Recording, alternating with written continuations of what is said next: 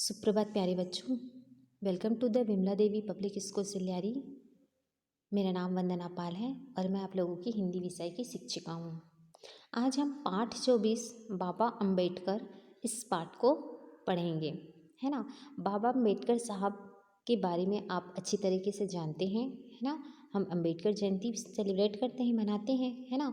तो जो बाबा अंबेडकर थे वो बहुत ही सरल स्वभाव के थे। उन्होंने ही संविधान को लिखा है, ठीक है। इतिहास में उन्होंने अपने नाम को अमर कर लिया। कैसे किया, किस तरीके से किया, हम वो अपने पाठ में पढ़ेंगे, ठीक है। जो छुआछूत की भेदभाव है उन सब को बाबा अंबेडकर साहब ने ही क्या किया है, मिटाया है। चलिए देखते हैं कि बाबा अंबेडकर साहब ने क्या क्या किया। संध्या हो रही है, पश्चिम दिशा में लाली फैल रही है, पक्षी चहचहाते हुए अपने घोंसलों की ओर लौट रहे हैं। बड़ौदा के राजमार्ग पर पेड़ के नीचे एक युवक बैठा है। वह फूट फूट कर रो रहा है। आंसुओं का झरना लगातार झर रहा है।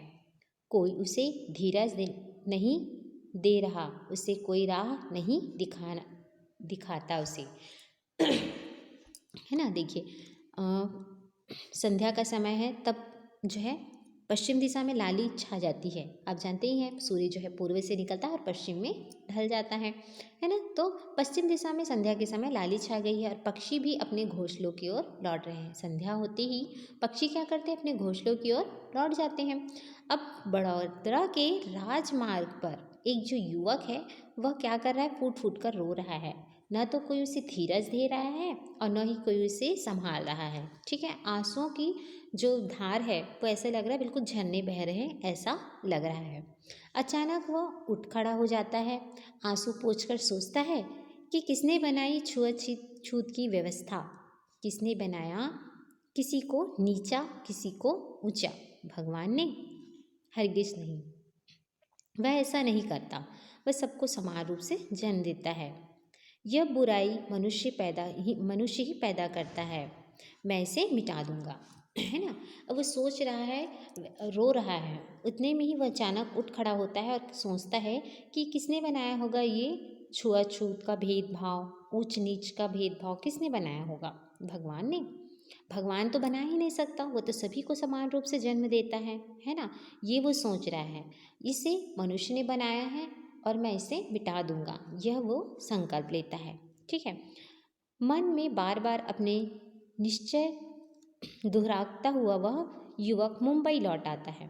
फिर वह जो कुछ करता है उसके कारण आज सारा देश उसे बाबा साहब के नाम से स्मरण करता है। इसी बात को वो अपने मन में दोहराता हुआ, स्मरण करता हुआ मुंबई की ओर लौट आता है, मुंबई आ जाता है, ठीक है। और जो वो कार्य करता है, क्या कार्य करता है, वो सब हम अपने अगले आगे पाठ में पढ़ेंगे, है ना। लोग उसे बाबा साहब के नाम से आज भी स्मरण करते हैं।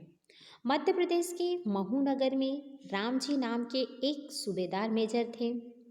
वे महार जाति के थे। 14 अप्रैल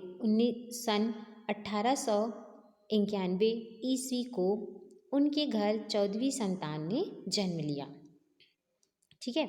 14 अप्रैल को उनके घर में कौन से नंबर के संतान ने जन्म लिया, 14 नंबर के संतान ने जन्म लिया, ठीक है। माता भीमाबाई 5 वर्ष तक उस बालक को पाल कर स्वर सिधार गई। फिर चाची मीराबाई ने उसका पालन पोषण किया। वे बालक को प्यार से भीमा कहकर बुलाया करती थी। बाद में यही बालक भीमराव अंबेडकर कहलाया, है ना। वो बालक को क्या कहकर पुकारती थी, भीमा कहकर पुकारती थी। बचपन में ही उसकी माँ जो है वो स्वर्ग सिधार गई थी, तो उसकी चाची ने उसे पाला पोसा था। जिस वर्ष भीमराव का जन्म हुआ उसी वर्ष राम जी नौकरी से छुट्टी पाकर रत्नागिरी के दपोली स्थान पर आ गए थे। यही भीमराव को पहली बार एक मराठी स्कूल में भर्ती कराया गया, है ना।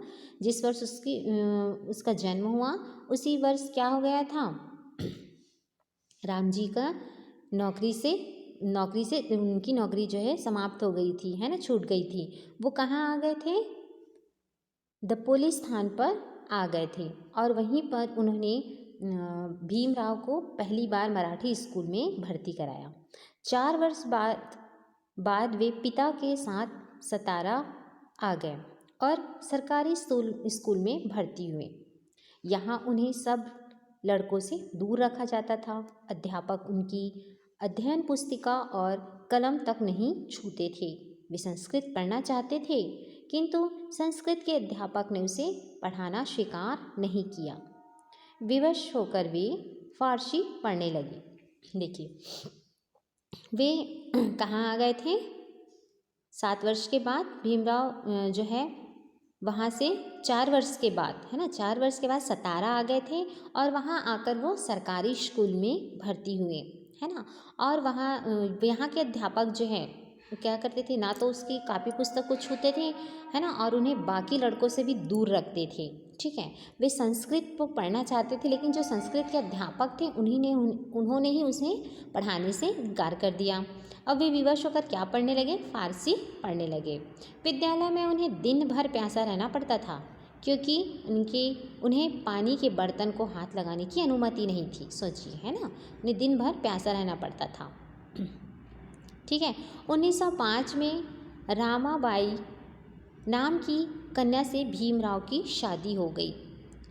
उस समय वह 9 वर्ष की ही थी, है ना। शादी के बाद भीमराव अपने पिता के साथ मुंबई चले गए। वहाँ वे एल्फिस्टन स्कूल में भर्ती हुए। ठीक है, एल्फिस्टियम। वहाँ वे कहाँ चले गए? पहले शादी के बाद सन 1905 में उनकी रामाबाई के साथ शादी हो गई, है ना, और उसके बाद वे अपने पिता के साथ चले गए और वहाँ वे एल्फिस्टन स्कूल में भर्ती हुए। इस स्कूल में छुआछूत की कुप्रथा नहीं थी। ठीक है, इस स्कूल में जो है छुआछूत बिल्कुल नहीं माना जाता था। 2 वर्ष बाद भीमराव ने मैट्रिक परीक्षा उत्तीर्ण की, है ना। महर जाति के लिए यह बहुत गौरव की बात थी। घर में खूब खुशियाँ मनाई गई। भीमराव एल्फिस्टन कॉलेज में पढ़ने लगे। बड़ौदा के महाराज सयाजीराव गायकवाड़ ने प्रसन्न होकर उन्हें 25 रुपये मासिक छात्रवृत्ति देना आरंभ किया। ठीक है, वो क्या हो गए? मैट्रिक में उत्तीर्ण हो गए। महर जाति के लिए क्या था? ये बहुत गौरव की बात थी, है ना। कोई भी इतना ज़्यादा नहीं पढ़ा लिखा था, इसलिए उनके घर में सारे लोग क्या करने लगे? खुशियाँ मनाने लगे। अब जो भीमराव थे वो एल्फिस्टन कॉलेज में ही आगे की पढ़ाई शुरू कर दी उन्होंने, है ना। और जो बड़ौदा के महाराज थे उन्होंने क्या किया? उन्हें 25 रुपये मासिक छात्रवृत्ति, हर महीने मतलब 25 रुपये उन्हें देना आरंभ कर दिया। बीए उत्तीर्ण होने पर महाराज ने उन्हें बड़ौदा में अपने दरबार में नौकरी दे दी। दुर्भाग्य से इसी वर्ष उनके पिता का स्वर्गवास हो गया, है ना। देखिए, जैसे ही उनका बीए उत्तीर्ण हुआ, जो महाराज थे उन्होंने क्या किया? अपने दरबार में ही भीमराव को क्या दे दिया? नौकरी दे दी। और जिस वर्ष उसकी नौकरी लगी उसी वर्ष उनके पिता की क्या हो गई? मृत्यु हो गई। वे स्वर्गवासी हो गए। ठीक है, आगे भीमराव के साथ क्या क्या हुआ? क्या उनके साथ महाराज ने भेदभाव नहीं किया? क्या उनके जो दरबार में थे वे सारे लोग उनके साथ हंसी खुशी रहते थे कि उनसे दूर रहते थे? ये सब हम अपने अगले क्लास में देखेंगे।